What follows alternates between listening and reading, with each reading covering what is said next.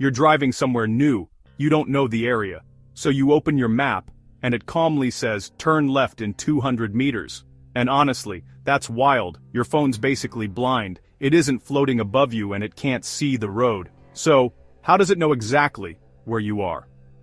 Welcome to the Smart Side.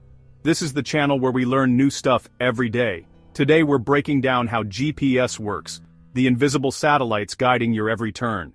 Here's the promise. By the end of this video, GPS won't feel like magic. It'll feel like a smart trick, built on one thing: time. That's the secret. GPS isn't really about maps. It's about timing. Think of each satellite like a giant clock in the sky, a super accurate clock.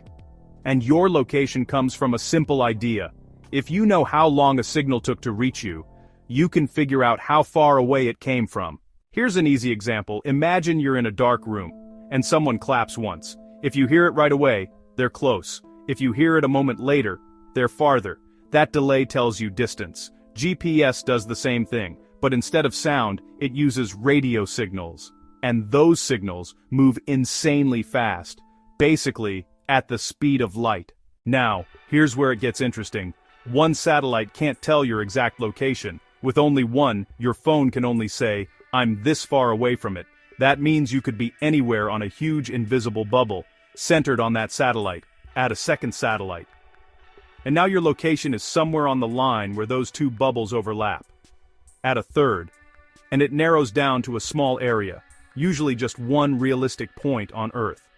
This method is called trilateration. It sounds fancy, but the idea is simple. It's distance math, not angles. Okay, so far so good.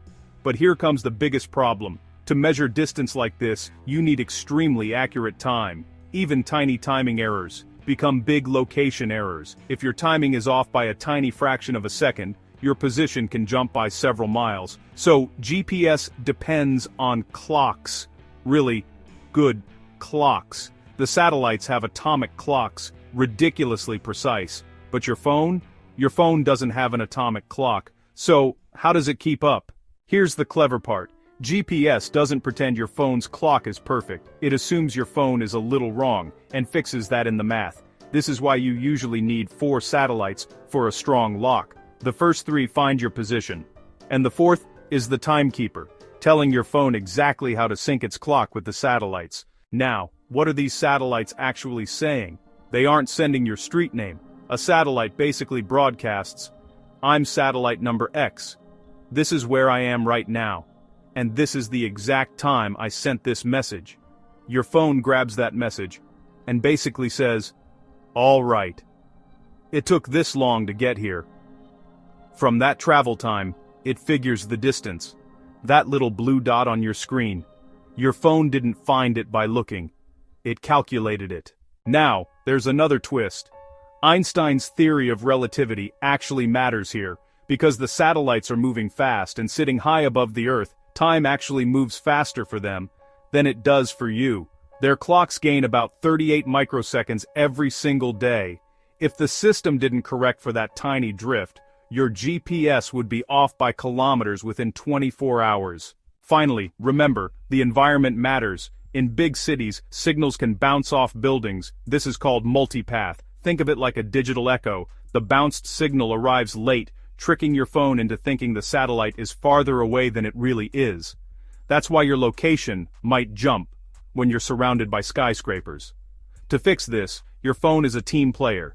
It uses Wi-Fi clues, cell towers, and its own motion sensors to smooth out the ride. Back to that drive, your phone calmly says, turn left. Behind the scenes, it's listening to space, timing tiny signals and crunching heavy math to guide you. Totally invisible. Completely automatic. Knowing that, it's hard not to be amazed. If this helped, tap like and subscribe to the Smart Side, so we can keep learning together.